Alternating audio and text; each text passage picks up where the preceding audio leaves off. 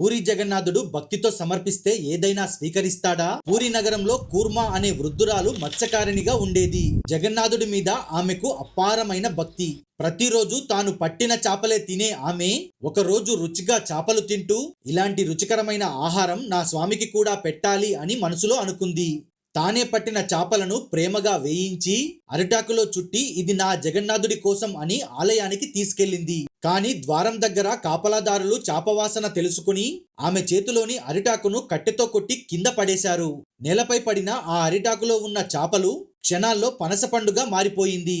అది చూసిన కాపలాదారులు తమ తప్పు తెలుసుకుని ఆ పనస పండును జగన్నాథుడికి భోగ్గా సమర్పించారు.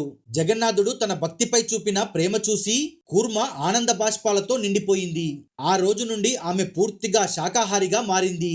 ఎప్పుడు గుడికి వచ్చినా భక్తితో పనసపండునే నైవేద్యంగా సమర్పించేది.